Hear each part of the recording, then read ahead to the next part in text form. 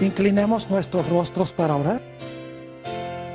Nuestro Padre y nuestro Dios, te damos gracias por tu palabra, porque es una guía segura, una guía confiable en un mundo donde la gente no sabe a dónde buscar la verdad. Te pedimos, Señor, al estudiar la ley, la gracia y la salvación, que tu Espíritu Santo nos ayude a entender este tema tan importante. Te rogamos que te manifiestes aquí por medio de tu Espíritu Santo y que también bendigas a todos aquellos que están viendo vía satélite por televisión. Te damos gracias por acompañarnos y por escuchar nuestra oración, pues te lo pedimos en el nombre de Jesús. Amén. Vamos a comenzar nuestro estudio en este momento en el libro de Génesis, el capítulo 1 y el versículo 31. Génesis 1 y el versículo 31. Es la conclusión de la semana de la creación. En realidad es la conclusión del sexto día, es la terminación de la obra que hizo Jesús. Y claro, descansó el séptimo día. Pero al concluir el trabajo, el sexto día, quiero que noten cómo Dios vio lo que había hecho. Dice allí, y vio Dios todo lo que había hecho. Y he aquí que era bueno en gran manera. Y fue la tarde y la mañana del día sexto. ¿Cuántas cosas malas hizo Dios en la creación? Ninguna. Todo lo que hizo Dios en la semana de la creación fue bueno. Y no solo bueno, sino bueno en gran manera. Pero Dios le advirtió a Adán y Eva de que había un árbol en el huerto del cual no debían comer. Y que si comían de ese árbol, el resultado iba a ser pecado. Y el fruto final del pecado iba a ser la muerte. Note lo que dice en Génesis el capítulo 2 y el versículo 16 y 17 que hemos leído antes. Y mandó Jehová Dios al hombre diciendo, de todo árbol del huerto podrás comer, mas del árbol de la ciencia del bien y del mal no comerás, porque el día que de él comieres, ciertamente morirás. Es decir, Dios le dijo a Adán y Eva, si ustedes comen del árbol, el mal va a entrar al mundo donde yo hice solamente el bien. Y todos sabemos la triste historia, o si no, no estaríamos aquí. Adán y Eva escogieron comer del fruto del árbol de la ciencia del bien y del mal. Inmediatamente comieron ellos, se produjo un cambio en este mundo. Donde antes todo era bueno, ahora penetró a este mundo el mal. Surgió la división. Eso se ve por el hecho de que cuando Dios viene y le habla a Adán y le pregunta qué ha hecho, Adán dice, la mujer que tú me diste me dio de comer y yo comí. Cuando viene a la mujer dice, la serpiente que tú hiciste me dio del fruto y yo comí. Fíjese que aquí están ya todos contra todos. Adán contra Eva, Eva contra Dios, Adán contra Dios. Ahora surge la discordia. Ahora se ha realizado un cambio en la orientación del hombre. Donde antes la orientación del hombre era solamente hacia el bien. Su único interés era el bienestar de los demás. Ahora Adán y Eva y sus descendientes se volvieron egoístas. En vez de su enfoque estar sobre Dios y sobre sus semejantes, ahora el único enfoque era sobre sí mismos. Es decir, se volvieron ególatras, se volvieron egoístas. El centro del enfoque ahora llegó a ser el yo. Es decir, hubo un cambio radical en la orientación del corazón de Adán y Eva y sus descendientes. Quiero que notemos en el libro de Génesis cómo es que el corazón, el hombre interno, dicta lo que sucede en términos de nuestras acciones en nuestra vida. Donde antes las acciones eran buenas porque el corazón era bueno, ahora las acciones llegan a ser malas porque el corazón es malo. Donde antes el corazón estaba inclinado hacia el bien, ahora el corazón se inclina hacia el mal. Vamos a notar este fenómeno en el libro de Génesis. Génesis, el capítulo 4 y el versículo 8, nos habla del primer asesinato de la historia, cuando Caín mató a su hermano Abel. Dice en el versículo 8, y dijo Caín a su hermano Abel, salgamos al campo. Y aconteció que estando ellos en el campo, Caín se levantó contra su hermano Abel y le mató. Cometió la acción de asesinato. Pero saben que la acción no era el problema. Vayan conmigo a 1 de San Juan, el capítulo 3, y vamos a leer los versículos 12 y 15. 1 de San Juan, el capítulo 3, y los versículos 12 y 15. Dice en el versículo 12, no como Caín, que era del maligno y mató a su hermano. ¿Y por qué causa le mató? Porque sus obras eran malas y las de su hermano justas. Aquí nos dice que Caín era del maligno y mató a su hermano. Ahora, ¿qué vino antes de que Caín matara a su hermano? Noten el versículo 15. Dice, todo aquel que aborrece a su hermano es que homicida. Y sabéis que ningún homicida tiene vida permanente en él. ¿Qué es lo que viene antes de la acción del asesinato? Dice aquí que viene el odio. El que aborrece, fíjense que dice, el que aborrece a su hermano es homicida. No dice el que aborrece a su hermano, posiblemente algún día lo mate o cometa la mala acción. Dice el que odia o el que aborrece a su hermano, en el momento de aborrecerlo, ¿qué pasa? Es homicida. ¿A dónde comienza entonces el homicidio?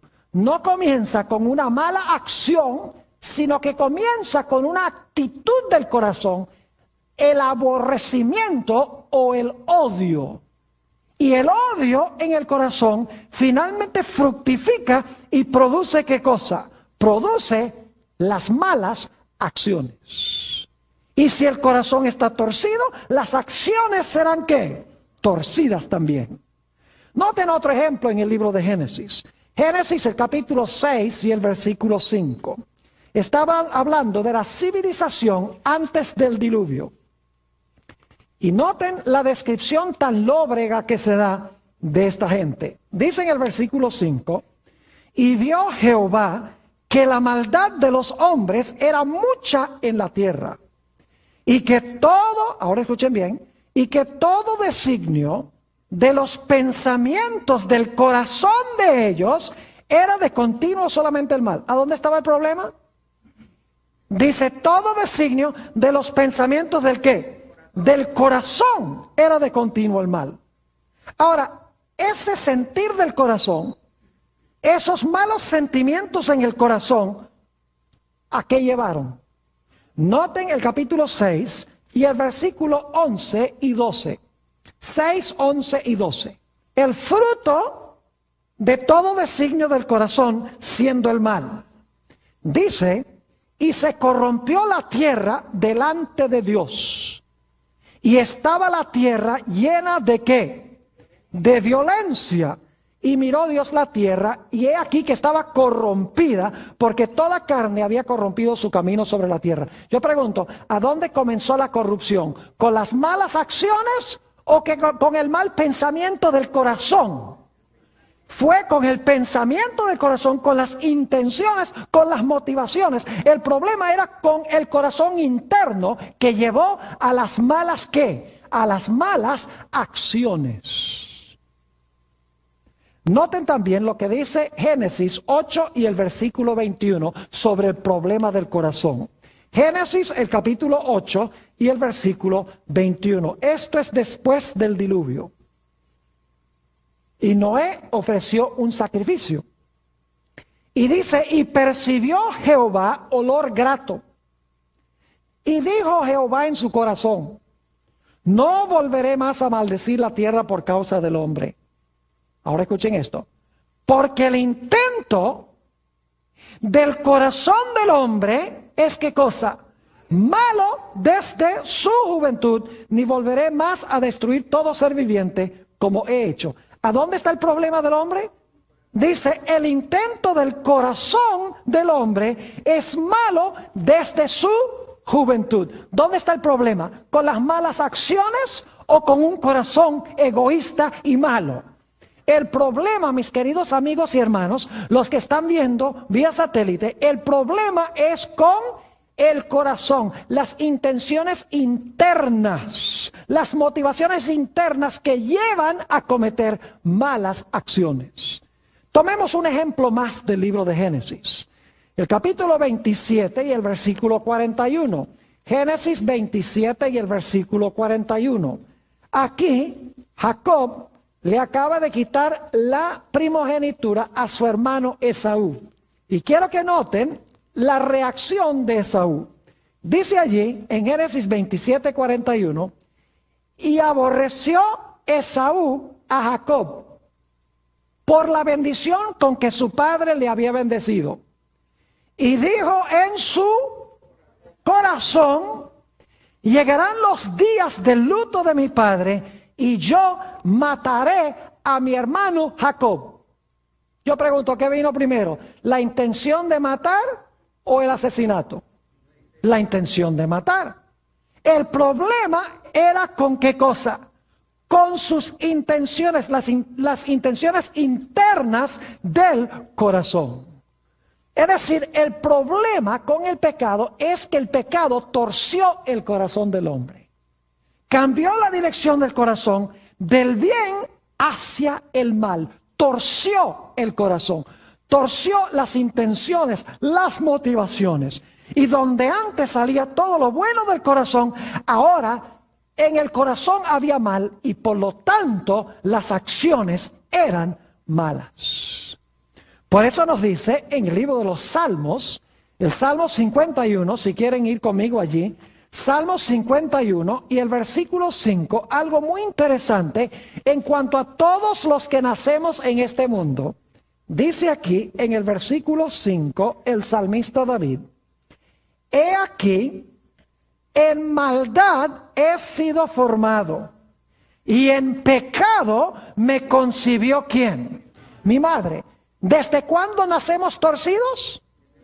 Aún antes del nacimiento. Nos torcemos desde el momento de nuestra ¿qué? De nuestra concepción como fruto del pecado de Adán. Fuimos concebidos en pecado. Somos egoístas. Aún antes de conscientemente saberlo.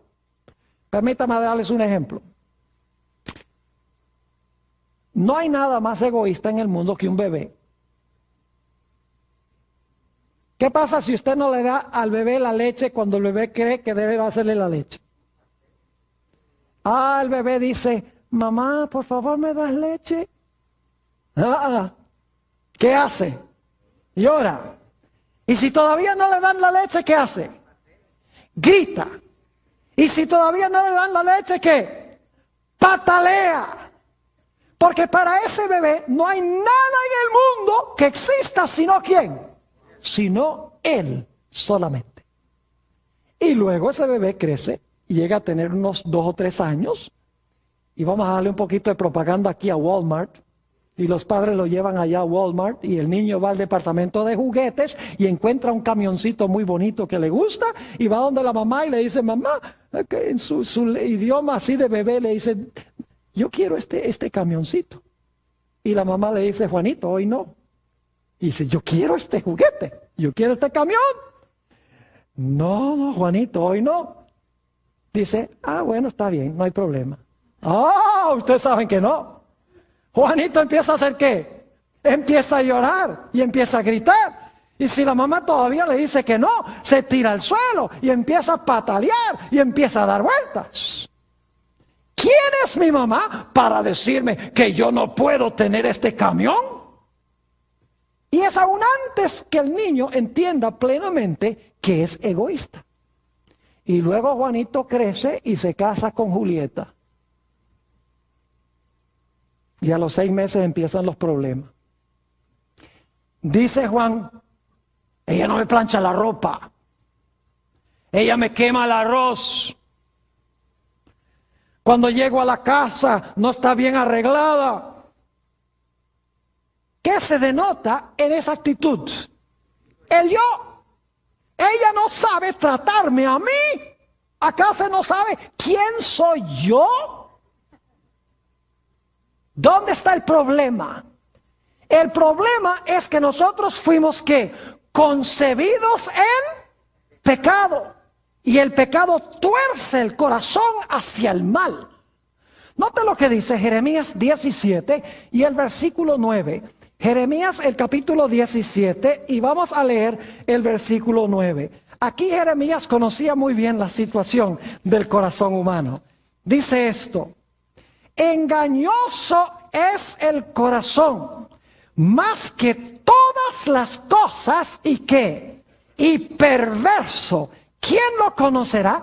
¿Qué es el corazón según Jeremías? El corazón es ¿qué cosa? Perverso. Porque el corazón nace perverso.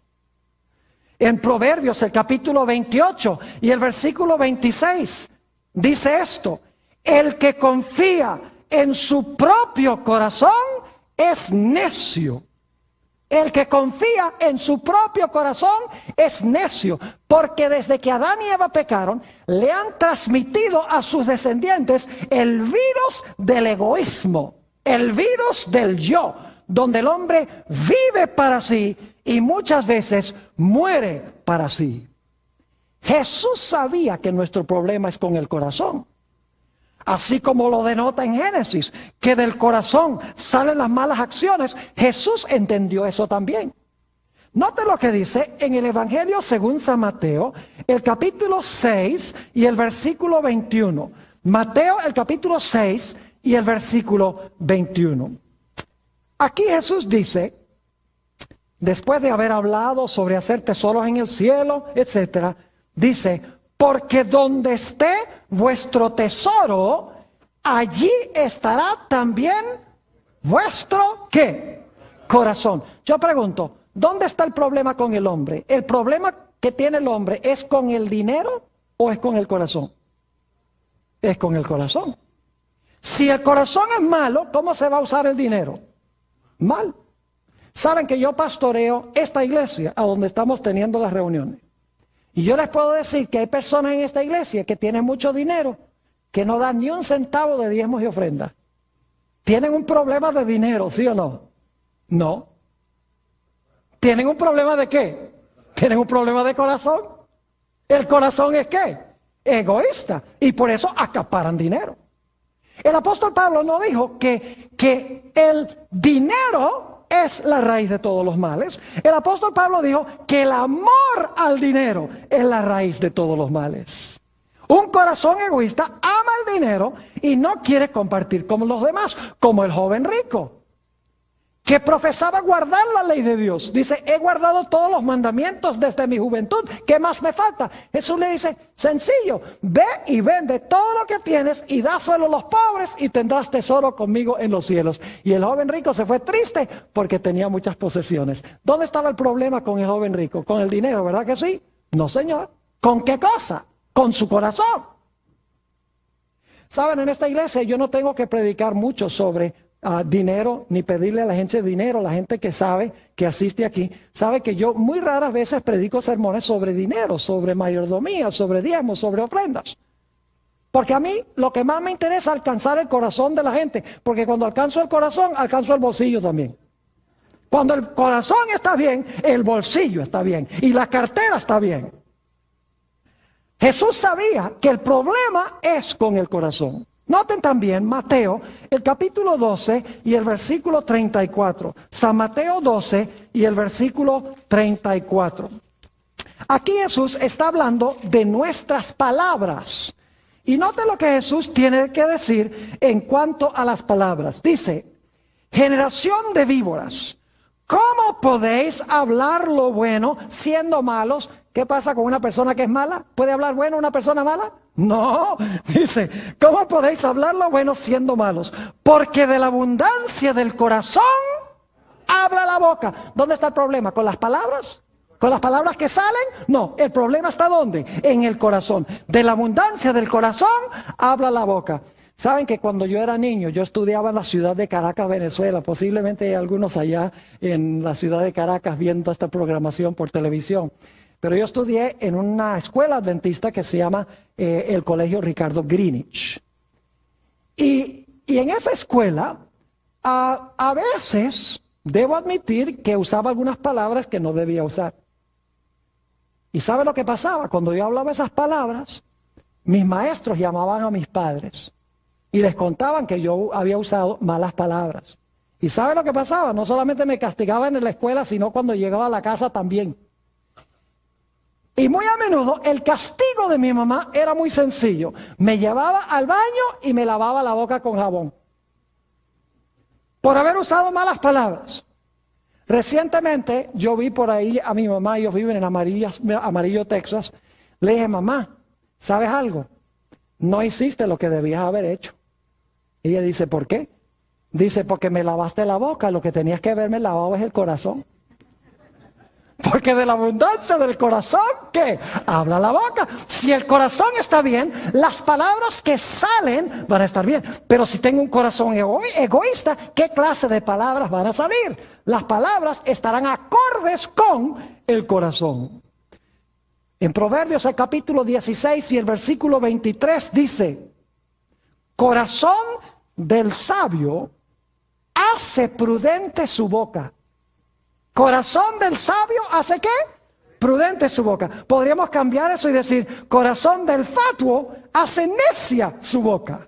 Es decir, el problema está en ¿qué cosa? En el corazón del hombre. Note también lo que dijo Jesús en Mateo 15 y el versículo 19. San Mateo el capítulo 15 y el versículo 19. Aquí Jesús está hablando sobre lo que entra y lo que sale del hombre. Y dice allí, en Mateo, el capítulo 15 y el versículo 19, lo siguiente. Escuchen bien. Porque del corazón, ¿de dónde? Del corazón salen los malos pensamientos, los homicidios, los adulterios, las fornicaciones, los hurtos, los falsos testimonios, las blasfemias. ¿De dónde salen todas estas cosas? Del corazón. ¿Qué es lo que hay que remediar? El corazón. Y yo no sé si ustedes se han dado cuenta, pero toda esta lista que tenemos aquí son violaciones de los 10 mandamientos. Homicidios, no matarás. Adulterios, no cometerás adulterio. Fornicación también. Hurtos, no hurtarás. Falsos testimonios, no hablarás falso testimonio. Blasfemias, no tomarás el nombre de Jehová tu Dios en vano. Es decir, cuando el corazón es malo, ¿qué hace la gente con la ley de Dios? La gente viola la ley de Dios. Cuando el corazón está bien, ¿qué hace la gente? La gente guarda la santa ley de Dios. Es decir, el problema no está con las malas acciones, sino con la fuente que produce las malas acciones. Todos conocemos lo que dice en Mateo, el capítulo 5 y el versículo 27 y 28. Vayan conmigo un momento allí. Mateo 5 y el versículo 27 y 28. Y escuchen especialmente los hombres que están aquí en este recinto y los que están viendo por televisión. Porque esto se aplica especialmente a los hombres, aunque también se aplica a las mujeres. Dice aquí en el versículo 27, Jesús: oísteis que fue dicho, no cometerás adulterio. Pero yo os digo que cualquiera que mira a una mujer para codiciarla, ya adulteró con ella en su corazón. ¿Cuándo es que uno comete adulterio? ¿Cuando cometió el acto o cuando codició a la mujer en el corazón? Fíjense que Jesús dice que una persona que mira a una mujer para codiciarla, ya cometió adulterio ¿dónde? En su corazón. Y tarde o temprano, esa actitud del corazón va a fructificar y va a causar ¿qué cosa? La acción del adulterio o el acto del adulterio. Es decir, el hombre tiene un problema con el corazón. Al principio, Adán y Eva tenían un corazón puro, que no llevaba sino al bien. Era un corazón que se preocupaba por ser fiel a Dios, por amar a los semejantes. Pero cuando Adán y Eva pecaron, el corazón se torció. Y ahora el corazón se tornó egoísta. Y del corazón no salía sino el mal.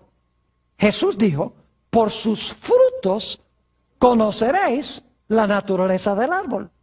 Ahora yo pregunto, si un árbol de aguacate no produce aguacates, ¿dónde está el problema? ¿El problema está con los aguacates o el problema está con el árbol? El problema está con la naturaleza del árbol. Es decir, el problema es que los frutos son un reflejo de la naturaleza del árbol. Así como los frutos en nuestra vida son el resultado de la condición de nuestro corazón. Es decir, nosotros necesitamos de alguna manera que Dios restaure la condición original en la cual nos encontrábamos, que Dios sane, que Dios rectifique el problema que nosotros tenemos en el corazón. Y lo primero que necesitamos es reconocer la condición de nuestro corazón. ¿Y saben qué es lo que nos revela lo malo que es nuestro corazón? La ley de Dios. Noten lo que dice en el libro de los Romanos, el capítulo 7 y el versículo 7. Romanos, el capítulo 7 y el versículo 7. La ley de Dios nos dice en realidad lo que nosotros somos. Romanos 7 y el versículo 7. Dice, ¿qué diremos pues? ¿La ley es pecado? En ninguna manera. Pero yo no conocí el pecado, sino por la ley, porque tampoco conociera la codicia, si la ley no dijera, no codiciarás. ¿Cómo sé yo que la codicia es mala? ¿Cómo sé yo que la codicia es pecado? ¿Cómo sé yo que el adulterio es malo? ¿Cómo sé yo que el falso testimonio es malo? Sencillamente porque la ley me dice que todas estas cosas son ¿qué? Todas estas cosas son malas. Es decir, la ley diagnostica el problema que tengo en el corazón. Y me dice, tú tienes un problema grave en tu corazón que necesita ser remediado. La ley de Dios diagnostica el corazón y me muestra el corazón exactamente como es. Permítame ilustrar lo que quiero decir. Supongamos que un individuo va a un médico, el médico le hace el examen y el médico descubre que el individuo tiene cáncer. Y el individuo mira al médico y le dice al médico que yo tengo cáncer. Sí, hicimos todos los exámenes y no hay duda alguna de que usted tiene cáncer. Imagínense si ese individuo, si ese paciente dijera, ah, usted me dijo que tenía cáncer. Y saca una pistola y mata al médico. Yo pregunto, cuando el médico le muestra que tiene cáncer, ¿le está haciendo un bien o un mal? Le está haciendo un bien. Porque cuando él se da cuenta que tiene cáncer, ¿qué va a buscar? Va a buscar a alguien que le cure el problema del cáncer. Así es la ley. La ley me muestra que tengo un corazón malo. Me muestra que tengo cáncer espiritual y la ley me dice, tú necesitas que te remedien el problema del corazón o si no, tu corazón te va a matar. Me muestra mi condición y me manda a buscar una ¿qué? Una solución. Y me dice exactamente lo que soy sin mentir, gracias a Dios. Así que lo primero que necesito conocer es mi corazón. Necesito que Dios me muestre mi corazón pecaminoso. ¿Cómo soy yo en verdad? Para que entonces yo pueda buscar un ¿qué? Un remedio al problema. Porque no voy a buscar un remedio si no considero que estoy ¿qué? Enfermo. Permítame darles otro ejemplo para que puedan entender. La Biblia dice que la ley de Dios es como un espejo. ¿Qué pasa cuando ustedes se levantan por la mañana y miran en el espejo? Yo le digo, cuando yo me miro en el espejo, yo veo un desastre. Cuando estoy recién levantado.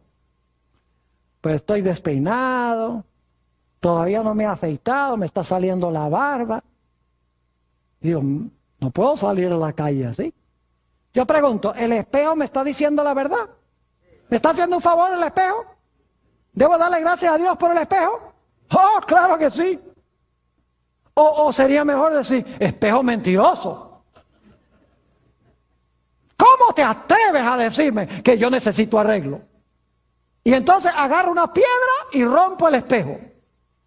¿Eso soluciona mi problema? No. El espejo me está haciendo un favor. Me está mostrando a mí lo que en realidad soy, sin mentir, para que entonces yo pueda buscar agua y jabón y el peine y arreglarme.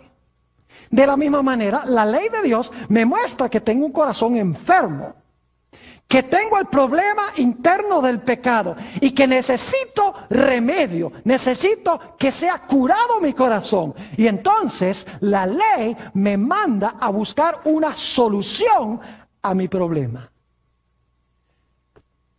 Cuando estaba recién yo llegado a Fresno, hace algunos años, voy a llevar ya casi 10 años aquí en la iglesia esta en Fresno. Yo no sé cómo la gente me ha aguantado tanto tiempo. Pero bueno, a la Biblia dice, aquí está la paciencia de los santos. Y en realidad la gente ha sido muy paciente aquí. Y he disfrutado el tiempo que he pasado acá. Pero cuando estaba recién llegado, tuve un culto de oración buenísimo. Cantamos, oramos, estudiamos la palabra. Yo estaba emocionadísimo y cuando salí me monté en el carro y empecé a subir por First Street allí, hacia mi casa. Y como iba tan emocionado, no iba mirando el velocímetro. Y ustedes saben que esas zonas son 40 millas por hora y yo estaba andando como unas 55 millas por hora, posiblemente 60. Y en estas cuando voy emocionado y cantando, de repente veo esa luz del policía atrás. Y llega el policía, me para, llega a la ventana del carro y dice, señor, por favor, deme su licencia de manejar. Sí, oficial, cómo no. Saco la cartera y no consigo la licencia. Digo, no tengo la licencia. Dice, bueno, deme entonces la registración del carro. Ah, eso sí, lo tengo ahí en la guantera. Y voy, abro la guantera y busco entre los papeles. Tampoco tengo la registración. Me dice, bueno, ¿tiene la tarjeta de seguro? Ah, eso sí lo tengo, le digo yo, tarjeta de seguro. Y busco entre los papeles, tampoco la tarjeta de seguro. Finalmente me dice, mire, ¿cómo se llama usted? ¿Y qué hace? Y me daba casi pena decirle, mire, yo soy pastor de la iglesia de ella a la vuelta de la esquina. Porque los pastores deben obedecer la ley.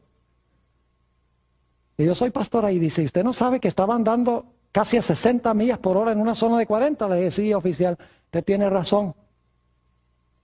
Usted me está diciendo la verdad. Pero le dije que vengo de una reunión en la iglesia donde cantamos, no fue tan bien. Eso fue glorioso, le dije, iba distraído. El policía dice, espere un momento, y se fue allá a su automóvil, y como tiene computadora, buscó en la computadora mi nombre. Y unos pocos minutos después, llega otra vez a la ventana del carro y dice, Pastor Bor, por esta vez, se la voy a perdonar. Y yo estaba diciendo, gloria al Señor. Pero ahora escuchen bien, ¿hizo bien el policía? El policía no hizo bien. Y ustedes dicen, ¿cómo que no hizo bien? No le pusieron la multa. Claro, yo me fui contento porque no tuve que pagar la multa. Pero el policía no hizo bien. Déjenme explicarles por qué. Yo había quebrantado, ¿qué cosa? La ley. Y la ley exigía que yo, si había quebrantado la ley, que hiciera ¿qué cosa? Que pagara la multa. Y el papel del policía es hacer cumplir la ley. Así que él debería haber hecho ¿qué cosa? Él debería haberme dicho, te voy a poner la boleta, y debería haberme puesto la multa. Ahora, hay otra forma que el policía podría haberlo hecho. Y aquí es que viene la parte linda. El policía podría haber venido a la ventana y decir, mire, Pastor Bor, usted ha quebrantado la ley, yo soy la ley, soy policía, y yo sé por el radar que usted quebrantó la ley. Y yo veo que usted está triste por haber quebrantado la ley. Usted está arrepentido, ¿verdad? Oh, sí, oficial, cómo no, estoy arrepentido. Y el oficial dice, ¿sabe lo que voy a hacer? Yo lo que voy a hacer es, yo voy a ir a la jefatura de la policía y yo le voy a pagar su ticket. Yo le voy a pagar su multa. Yo pregunto, ¿el policía estaría haciendo bien ahí? Sí. Porque eso se llama gracia. Yo pregunto, si él va y paga la multa queda pagada. Claro que sí, pero no la paga ¿quién? No la pago yo, el culpable, sino que la pagó el inocente. ¿Están entendiendo lo que estoy diciendo? La ley me muestra que yo soy ¿qué cosa? Pecador y culpable. La ley no me puede salvar, porque la ley exige el pago por haberla quebrantado. Pero ¿qué dice Jesús? Jesús dice, mira, yo voy a pagar tu multa. Yo voy a pagar por tus pecados. Yo llevé esos pecados a la cruz del Calvario. Yo pagué tu multa. Y yo me puedo ir alegre a mi casa, seguro del perdón. No porque yo soy bueno, sino porque Jesús es bueno. No porque yo pagué, sino porque Él pagó. ¿Me están entendiendo lo que estoy diciendo? Y claro, después que el policía me perdonó la multa, próxima vez que estoy pasando por esa calle aquí en First Street, 80 millas por hora, a toda velocidad. Y el mismo policía me para, siguiente día, y mira y dice, ¿usted no es el que paré ayer? Y yo le digo, con una sonrisa, sí, oficial. Y el oficial dice, ¿y usted no aprendió nada de lo que pasó ayer? Y le digo yo, sí, que usted está pagando. ¿Qué creen que va a hacer el oficial? El oficial me va a poner la multa de hoy y la de ayer también. ¿No es así? Es decir, el hecho de que el policía pagó mi multa no significa por eso que ahora yo tengo libertad para violar la ley. Por gratitud a ese policía, ¿qué voy a querer hacer? Voy a querer cada vez que paso por ahí, inclusive hasta el día de hoy, cada vez que paso por aquí, por la esquina de Clinton y First, me acuerdo de esa experiencia. Y me acuerdo que el policía no hizo lo que debería haber hecho. Debería haber ido a pagar la multa. Pero me la perdonó. Es decir, mis queridos hermanos y hermanas, yo nazco con un corazón torcido. La ley me muestra lo que soy, exactamente, no miente. Si soy adúltero, me dice, eres adúltero. Si odio a mi hermano, me dice, tú odias a tu hermano. Y eso es pecado. Si hablo falso testimonio, la ley lo dice clarito. Si practico idolatría, la ley me lo dice. La ley no miente. Y la ley dice, la paga del pecado es ¿qué cosa? La paga del pecado es muerte. La ley, en otras palabras, revela mi pecaminosidad, revela lo malo que es mi corazón, con el fin de que yo vaya a buscar un qué, yo vaya a buscar un remedio. Ahora yo pregunto, ¿cuántos de nosotros hemos pecado? Todos hemos pecado. Y saben que cuando la ley me muestra que soy pecador y que merezco la muerte, algo sucede. La ley dice, yo no te puedo librar porque yo exijo que tú seas castigado. Pero la ley dice, hay uno que sí te puede resolver el problema. Y es aquel que pagó la deuda que yo exijo.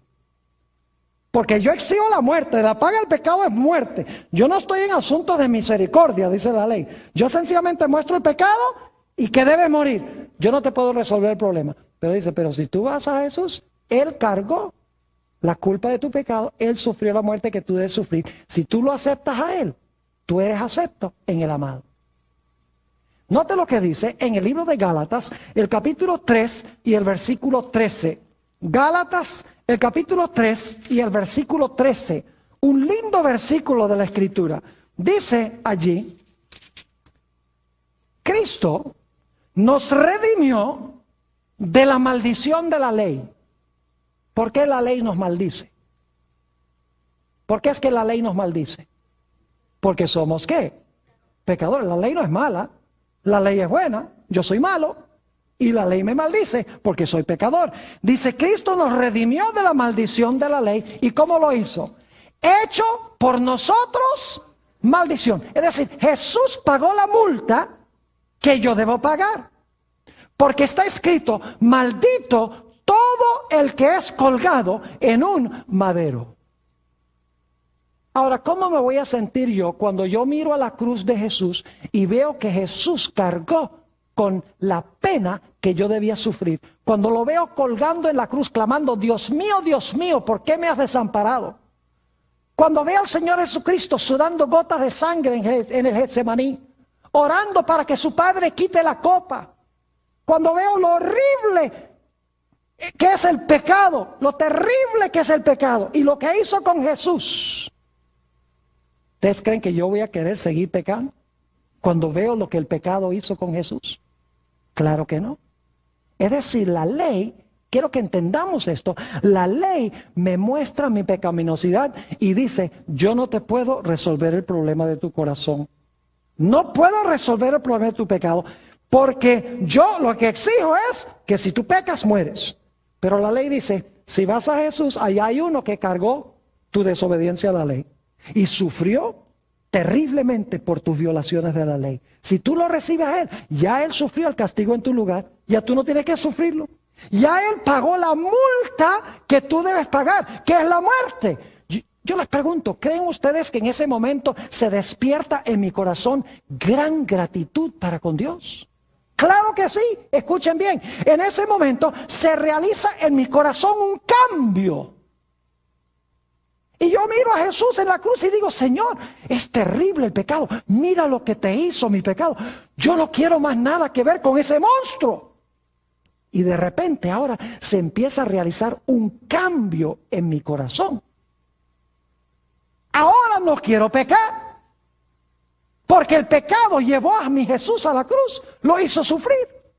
Me hace pensar de la experiencia de Adán. Imagínense ustedes, cuando Adán y Eva pecaron, que Dios le dijo a Adán, mira, tienes que conseguir 2 corderos en un mundo donde nunca existía la muerte. Hasta ese momento Adán había justificado el pecado. Había dicho, no, la mujer que tú me diste. Es decir, tú tienes la culpa porque me diste la mujer. Él no sentía arrepentimiento por el pecado. Él no veía lo terrible que era el pecado. ¿Saben cuándo Adán se dio cuenta lo terrible que era el pecado?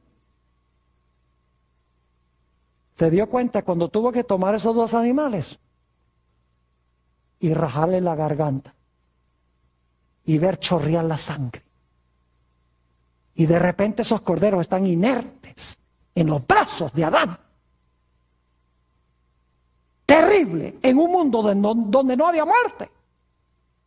Y entonces Dios, según leímos en Génesis 3:21, toma esos mantos y cubre la desnudez de Adán y Eva. Y Dios luego les explica, le dice, el pecado de ustedes es tan terrible, exige la muerte. Y estos corderos representan a la simiente que va a venir, el Cordero de Dios que quita el pecado del mundo. Así de terrible es el pecado. Le va a costar la vida a su Creador. ¿Creen ustedes que ahora Adán veía el pecado desde una perspectiva distinta? ¡Claro que sí! Ahora no quería excusar el pecado, sino que veía lo terrible que era el pecado y no quería más nada que ver con el pecado. se realizó en su corazón un cambio que se llama la conversión o el nuevo nacimiento. Cuando vio el sacrificio de los corderos representando el sacrificio de Jesús, su corazón fue quebrantado y ahora su corazón era diferente que antes de este momento. ¿Saben ustedes que Dios es el gran cardiólogo celestial? Pero Dios solamente hace una clase de cirugía. Dios no mete marcapaso. Pacemakers, no. Dios no anda cambiando válvulas. No. Dios no hace bypass. Dios solamente hace una clase de operación. ¿Y saben qué operación es? Trasplantes. Cambia un corazón necio y torcido a un corazón que ama a Dios y ama a los semejantes. Cuando ve lo que costó el pecado. Quiero que noten lo que dice en Ezequiel, el capítulo 36 y los versículos 26 y 27. Ezequiel 36 y el versículo 26 y 27. Fíjense qué linda esta promesa de Dios. Dice aquí, os daré, escuchen bien, corazón nuevo. ¿Cuánto le gustaría tener un corazón nuevo? De los que están viendo ahora y los que están escuchando aquí en este local. Dice, os daré corazón nuevo y pondré espíritu nuevo dentro de vosotros. Y quitaré de vuestra carne el corazón de piedra. Es decir, el corazón egoísta, el corazón duro. Y os daré un corazón ¿de qué? De carne, un corazón tierno. Y luego, fíjense, ¿qué vamos a hacer cuando tengamos ese corazón nuevo? Dice en el versículo 27, y pondré dentro de vosotros mi espíritu. Y haré que andéis en mis estatutos y guardéis mis preceptos y los pongáis por obra. Es decir, cuando Dios cambia el corazón, ¿vamos a obedecer a Dios? Claro que sí, pero lo vamos a obedecer no porque tenemos que hacerlo, sino porque queremos hacerlo, porque lo amamos, porque hemos visto lo que el pecado cuesta. Yo he estado casado. ¿Les digo cuántos años he estado casado? He estado casado 34 años. Y cada año le doy a mi esposa un regalo de aniversario. ¿Saben por qué le doy el regalo de aniversario? Porque si no se lo doy, me pone a dormir en el garaje. Porque si no le doy el regalo de aniversario, no me hace la comida. Porque si no le doy el regalo de aniversario, me toca planchar mis propias camisas. ¿Ustedes creen que yo le doy el regalo de aniversario por eso? ¿Pues estoy obligado a hacerlo? No. ¿Saben por qué? Para mí es un deleite dárselo. Porque hay amor. ¿Me están entendiendo? Cuando yo amo a Dios de corazón, va a ser un deleite obedecerle. Por eso el Señor Jesucristo dijo, si me amáis, guardad mis mandamientos. Hoy en día los cristianos dicen la ley, los mandamientos, eso no hay que guardarlo. Pues eso fue clavado en la cruz. Los que dicen eso no conocen lo que es recibir un nuevo corazón. No nos salvamos porque guardamos la ley, sino que Dios nos salva y luego por deleite guardamos la ley. Y el que dice no tengo que obedecerle porque le conozco es mentiroso, dice la Biblia, y la verdad no está en él. Noten la linda promesa también en el libro de Jeremías, el capítulo 31 y el versículo 33. Jeremías, el capítulo 31 y el versículo 33. Dice aquí esta linda promesa. Pero este es el pacto que haré con la casa de Israel después de aquellos días, dice Jehová.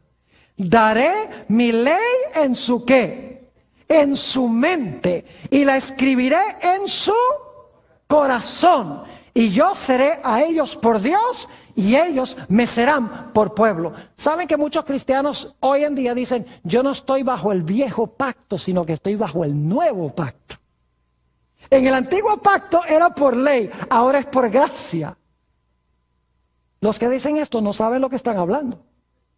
Porque en ambos pactos hay ley. La única diferencia es que en el viejo pacto los 10 mandamientos estaban escritos en tablas de piedra. Mientras que en el nuevo pacto los 10 mandamientos están escritos en el corazón. Los mandamientos no cambian, lo que cambia es el lugar a donde están escritos los 10 mandamientos. De nada me vale tenerlos escritos en tablas de piedra. Para yo poder obedecer y querer obedecer a Dios, tengo que tener esos mandamientos escritos ¿a dónde? En el corazón. Saben que hay una profecía mesiánica muy bonita en cuanto a Jesús. Se encuentra en el Salmo 40 y el versículo 8, donde dice el salmista hablando de Jesús: me deleito en hacer tu voluntad. Tu ley está escrita en mis entrañas o en mi corazón. ¿Por qué se deleitaba Jesús en hacer la voluntad de su Padre? Porque la ley estaba escrita ¿dónde? La ley estaba escrita en el corazón.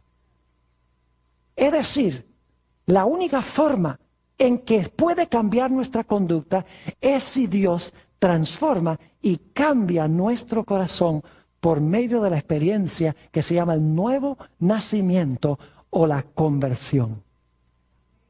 Pero escuchen bien, ¿qué va a pasar después que Dios nos da un nuevo corazón? Saben que si no alimentamos bien a ese nuevo corazón, ese corazón se daña también. Por eso, aunque Dios nos dé un nuevo corazón, debemos alimentar diariamente ese corazón para mantenerlo limpio.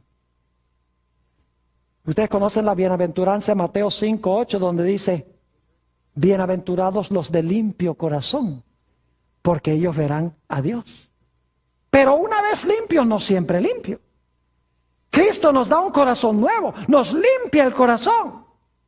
Pero luego hay que mantener el corazón limpio. Y ustedes dicen, pero Pastor Borg, ¿cómo puedo mantener mi corazón limpio? Tienen que alimentarlo bien. Ustedes saben que pueden recibir un trasplante del corazón, pero si siguen comiendo un montón de colesterol, ese corazón se les enferma también. De la misma manera, Dios nos cambia el corazón, pero si seguimos alimentándonos espiritualmente de lo que daña nuestra vida espiritual, ese corazón se enferma también. Ahora, ¿qué es lo que puede mantener el corazón limpio? Noten el Salmo 119 y los versículos 9 al 11. Salmo 119 y el versículo 9 al 11. Este es un pasaje hermoso que está hablándole primordialmente a los jóvenes, pero también yo creo que tiene un mensaje grande para los adultos. Salmo 119 y los versículos 9 al 11.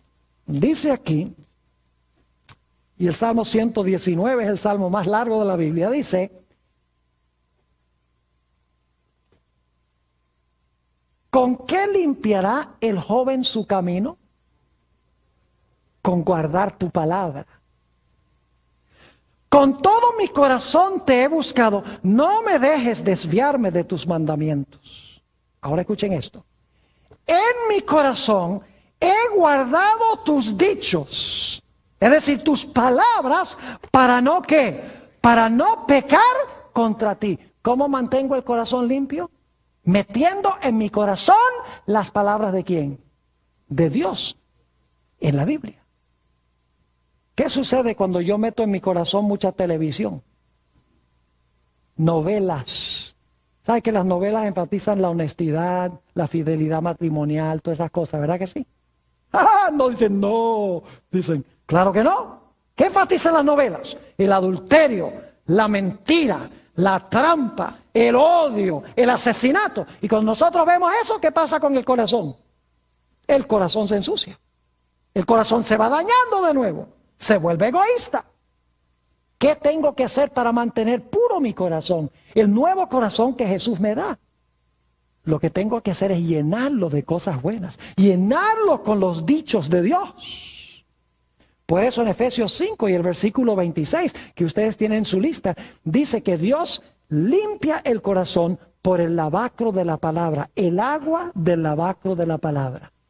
En San Juan 15:3, el Señor Jesucristo dice, ellos todos son limpios por la palabra que les he hablado. Es decir, tenemos que llenar nuestra mente y nuestro corazón de la palabra de Dios, de la oración, de cosas espirituales. Y entonces tendremos un corazón sano, un corazón fuerte. Ustedes recuerdan la experiencia de David. Dice que salió un día al balcón del palacio y vio a esta mujer, Betsabé, muy hermosa, que era la esposa de otro. Dice la Biblia que cometió adulterio con ella y mandó a matar a su esposo para poderse quedar con esa mujer. Es decir, adulterio y asesinato. Pero la Biblia dice que finalmente David se arrepintió cuando Natán, el profeta, fue a hablar con él. Le dijo, tú eres ese hombre que has hecho mal delante de Jehová. Como resultado, David escribió ese famoso Salmo 51. Y en el Salmo 51 pide dos cosas. En los versículos 1 y 2 pide que Dios perdone su pecado. Y en el versículo 10 pide a Dios que le dé un corazón limpio y renueve un espíritu recto dentro de él. Que esa sea nuestra experiencia, es mi oración.